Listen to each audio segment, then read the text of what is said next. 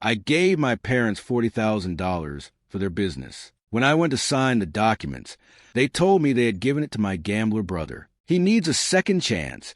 You always land on your feet, said my father. I said nothing, but when they checked the bank account, Daniel called me. 4 or 5 years, I saved $40,000 to fulfill my parents' dream of opening a coffee shop. I worked overtime, lived in a small apartment, and saved every penny. I researched everything, found the perfect location in a busy area, and built a solid business plan. Everything was ready to sign the papers and start. That Saturday, I arrived at my parent house with the folder of documents, excited. But when I walked in, something felt off. My dad, Robert, and my mom, Linda, were at the kitchen table, serious. My brother Mateo was there, looking at the floor. I hadn't seen him in months. He was always a mess, hooked on the casino, borrowing money, and never paying it back. Sit down, Daniel, my dad said in a serious tone. I sat confused. What's going on? I asked. We're not going ahead with the coffee shop. My dad said. We gave the money to Mateo. I froze. What? The $40,000 I saved? The money I transferred for the business? Yes, my dad said. Mateo needs it more. He owes money to dangerous people. He told us this time he's serious, that he'll pay his debts and get out of trouble. He needs a second chance. A second chance? I said, raising my voice. I worked 5 years for your dream. I found the location, made the plan, everything, and you give it to Mateo. Calm down. My mom said, your brother told us everything, Daniel. He swore this time he'll change, that he'll pay those guys and quit gambling. You always come out ahead. He doesn't. I looked at Mateo. Is it true? You're going to pay your debts with my money. He nodded without looking at me. Yes, brother, I owe a lot. This time I'll do it right. Thanks for helping me. I didn't help you. I yelled. That was my money. I saved it for Mom and Dad. Enough, my dad cut in. It's done. We trust Mateo. You'll be fine, Daniel. You always are. I stood up, grabbed my folder, and left without a word. In the car, my hands were shaking. I trusted them, and they betrayed me. I thought my parents knew better, that Mateo would really use the money well, but something in me didn't believe it. That night, I couldn't sleep. I checked the bank account, and the money was gone. Zero. I called my dad the next day. Where's the money? I asked. Mateo's using it. My dad said. He told us he's already contacted the creditors and is paying. It's handled, Daniel. I hung up, furious. 5 years of effort, gone. I wasn't going to let it go. I called Nathan, a private investigator friend. I need to know where my money went. I told him. Give me a week, he replied. I'll track everything. I also talked to Sarah, a lawyer. If it's true, you could sue for fraud or misuse of funds, she said. Get evidence, bank statements, messages, anything. I spent days gathering everything. Transfers, texts where my mom said they were buying my grandpa's medicine. I sent them $500 a month for that, trusting they were taking care of him. I always thought my grandpa was okay with them. Nathan called me days later. Bad news, Daniel. The $40,000 went to Mateo, but he didn't pay debts. He spent it all at the casino in less than a week. And the monthly payments for your grandpa, they didn't buy medicine. They gave it to Mateo for his bets. What? I said, my heart in my throat. My parents think he's paying debts. They swore it to me. I know, Nathan said. Mateo probably fooled them. But there's more. Your grandpa isn't okay. No medicine, poorly fed. They're neglecting him. I hung up, trembling with rage. Mateo didn't just take my money. He lied to my parents, and they, trusting him, let my grandpa suffer. I went to my parents' house to see him. He was thin, pale, shaking. The house was a mess, dirty dishes, empty bottles. Grandpa, will you come with me? I said, I'll take care of you. Thank you, Daniel, he said in a weak but relieved voice. I helped him pack and took him to my place. I set him up in my spare room, got him a doctor, and bought his medicine. Seeing him improve a little calmed me, but I was furious. My parents believed in Mateo, but he deceived them, and I paid the price. I talked to Sarah. "We have a case," she said. "With the records in Nathan's report, we can sue for the money and for neglect of your grandpa." I had everything: bank statements, messages, Nathan's report. I was going to sue my family. It hurt, but they had betrayed me. They lied, used my money for Mateo, and neglected my grandpa. I was going to fight. I sat in my small home office, papers scattered on the desk. The bank statement showed every transfer I made: the $40,000 for the coffee shop, the $500 monthly for my grandpa's medicine. Nathan's report was clear. Mateo spent it all at the casino, not on debts. My parents believed his promises, but I knew the truth.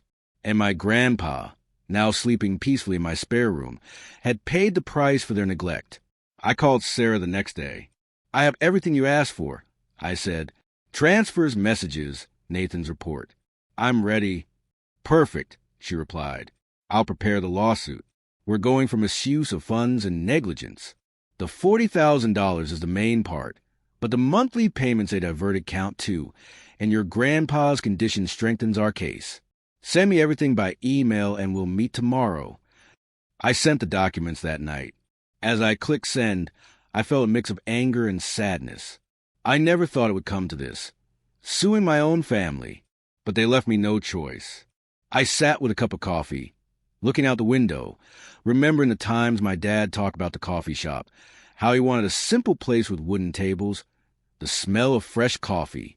My mom dreamed of baking pastries for customers. I made it possible, and they threw it all away for Mateo. The next day, I went to Sarah's office, a small place with shelves full of books and a desk covered in papers. She greeted me with a serious smile. "Daniel, this is solid," she said, flipping through the documents. "We have proof of the transfers, the messages where your mom says they used the money for your grandpa, and Nathan's report showing where it really went. We can demand a return of the $40,000, plus the monthly payments, and damages for the neglect of your grandpa." "How long will it take?" I asked. "Depends," she said. "If they fight, it could be months. But with this, we have a strong case. We'll file the lawsuit this week. I'll keep you posted." I left feeling a strange weight. I was doing the right thing, but it didn't feel good. In the car, I got a text from my mom. "Daniel, why aren't you answering? We want to talk. Mateo says he's almost done paying his debts. Everything will be fine." I stared at the phone. They wanted me to believe in Mateo like they did, but I knew the truth, and soon they would too. The next few days were a whirlwind. I helped my grandpa settle in. Took him to the doctor, who said he needed regular medicine and better food. "He's malnourished, but he'll recover with care," he told me. I bought what he needed, cooked for him, and little by little, I saw him smile again. "You're the best thing that's happened to me in a long time, Daniel," he said one night while we ate soup at the table. That gave me strength. If my parents wouldn't take care of him, I would. A week later, Sarah called. "The lawsuit is filed," she said. "They'll get the notice soon. Prepare yourself, because this could get ugly. They might get angry, blame you, or try to convince you to drop it." "I'm ready," I said, though I wasn't sure. That night, my phone rang. It was my dad. I hesitated, but answered. "Daniel, what is this?" he yelled. "A lawsuit? You're suing us? We're your family." "You betrayed me," I said, trying to stay calm. "I gave you $40,000 for your dream, and you gave it to Mateo. And my grandpa's medicine? You gave that to him too. You let him suffer. He told us he'd pay his debts. My dad said. We trusted him. You're always fine, Daniel. Mateo needed help." "It was my money," I replied. "And my grandpa was sick without medicine because you believed Mateo. I'm not letting this go." "Please, Daniel," my mom said, listening in, "don't do this. We're your parents. Mateo's changing. Talk to us, please." "No," I said. "I don't trust you anymore. We'll talk in court." I hung up, my heart racing. I'd never spoken to them like that, but I was fed up. It hurt, but I couldn't back down. The days passed and the tension grew. Nathan called with more news. I found something else, Daniel, he said. Mateo didn't just spend the $40,000. He's still gambling, taking out loans again from dangerous people. I saw recent transaction records, online bets, casino visits. Your parents don't know, but he's in a deeper hole now. How bad is it?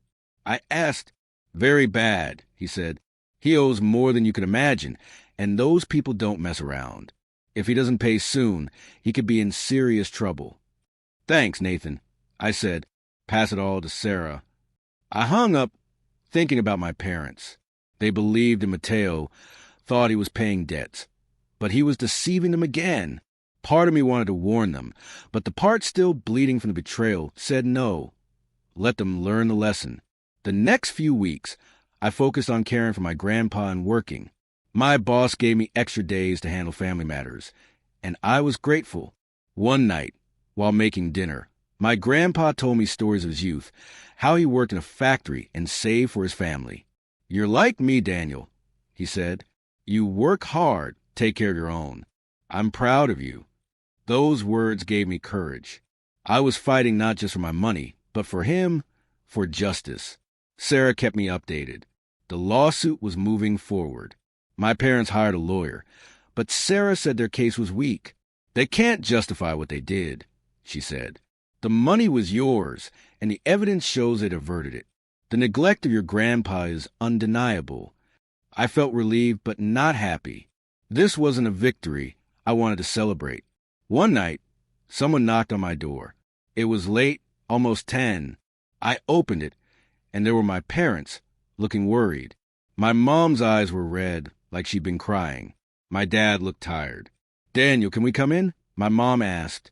I hesitated, but let them in. They sat on the couch, and I stood, arms crossed. What do you want? I asked.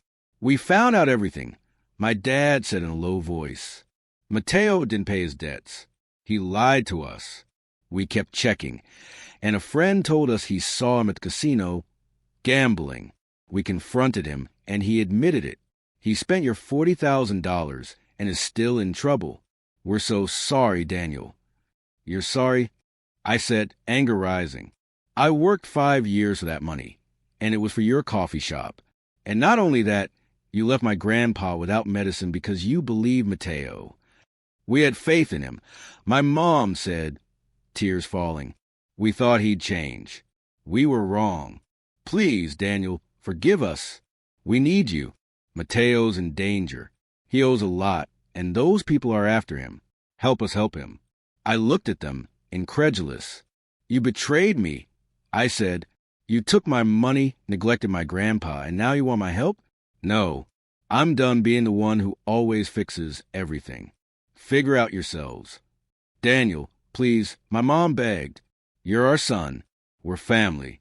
Family? I said, family doesn't do this. We'll talk in court. I stared at them, and they stood up, defeated, and left without another word. I closed the door, my heart heavy. I wanted to forgive them, but I couldn't, not after everything. The next day, Sarah called. We have a hearing in 2 weeks, she said. They're nervous, Daniel. Their lawyer wants to negotiate, but I say we go for everything. The $40,000, the monthly payments, and compensation for your grandpa. You decide. I want it all, I said. I'm not backing down. I hung up determined. The fight was just beginning. My parents knew the truth about Mateo, but I wasn't going to be their lifeline again.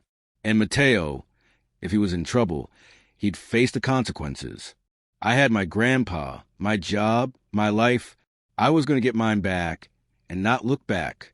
The days before the hearing were intense.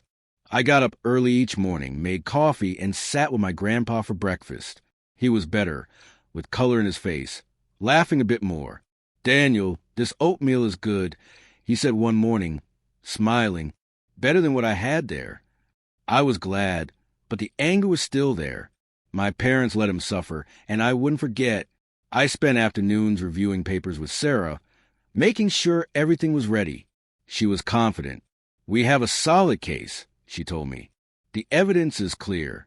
The money was yours, they diverted it, and they neglected your grandpa. They don't have much to say. One night, while cooking chicken for dinner, my phone rang. It was an unknown number. I answered, thinking it might be Sarah. Daniel? It was Mateo, voice nervous. I need to talk, brother.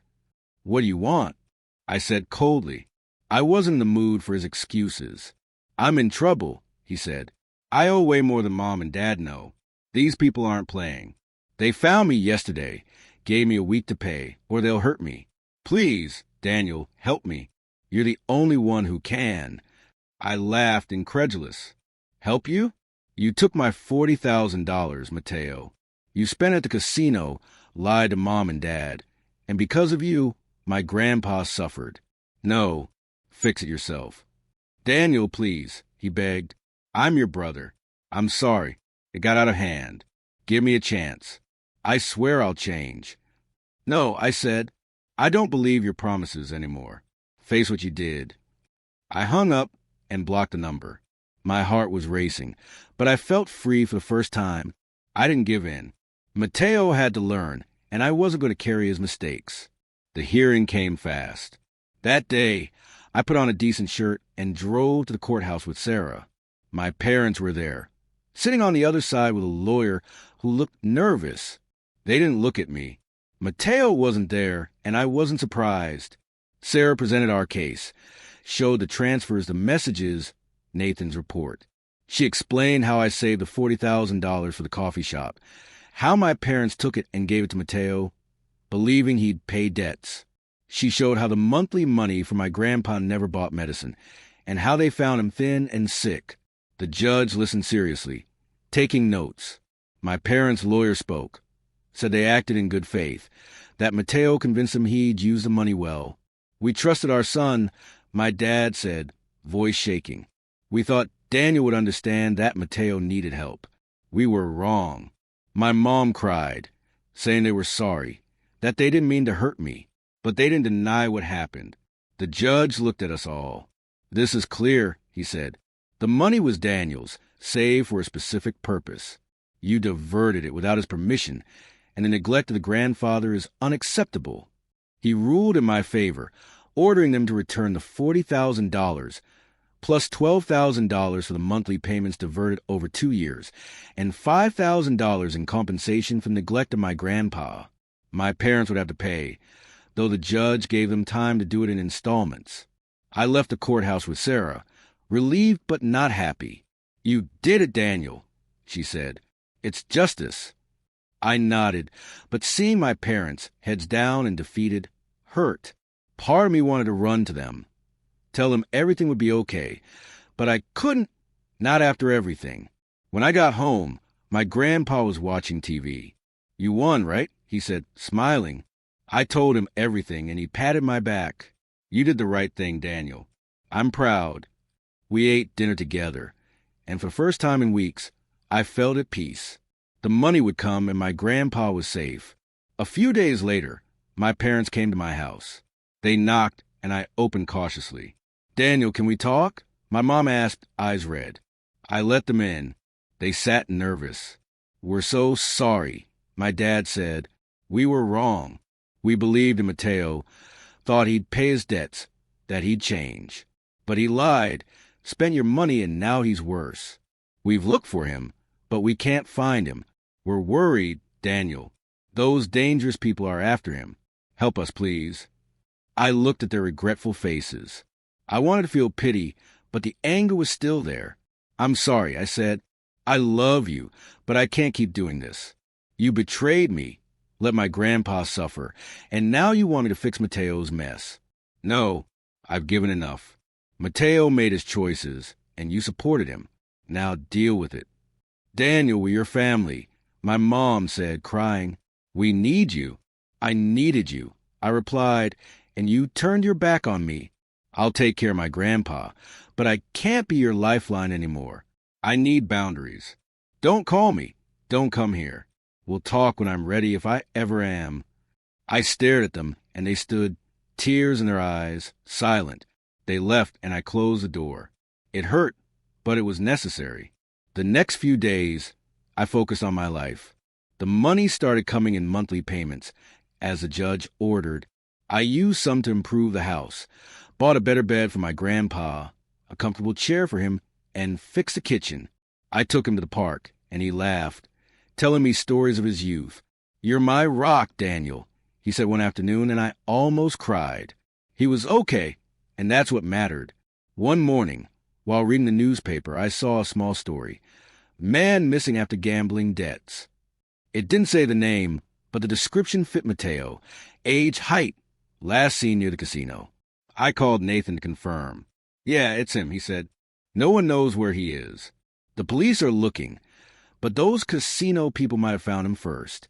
Your parents are desperate, but there's no trace." I hung up, a knot in my stomach. I didn't know what to feel. Mateo was my brother, but he'd hurt me so much. If he was in danger, it was because of his choices. My parents knew that and still protected him. I thought about calling them, but didn't. I'd set a boundary, and I'd keep it. The months passed. My grandpa got stronger, and we started planning things together. A short trip to the beach, something he always wanted. The lawsuit money kept coming, and I saved it for the future. At work, I got a promotion for my effort, and I felt my life getting back on track. One night, while watching a movie with my grandpa, my phone rang. It was my mom. I didn't answer. She left a message. "Daniel, we're still looking for Mateo. We're so sorry. We love you. Talk to us, please." I listened and deleted it. Maybe one day I'd talk to them, but not now. I got up, made popcorn, and sat with my grandpa. "What movie do you want to watch now?" I asked, smiling. He picked an old comedy. As we laughed together, I knew I'd done the right thing. My family betrayed me, and Mateo got lost in his mistakes. I didn't know if they'd find him, and part of me hoped he was okay. But it wasn't my burden. I had my grandpa, my job, my peace. For the first time in a long time, I looked to the future without a weight on my shoulders. I was ready to move forward and not look back. Thanks for watching. Let us know what you think in the comments, and subscribe for more daily stories.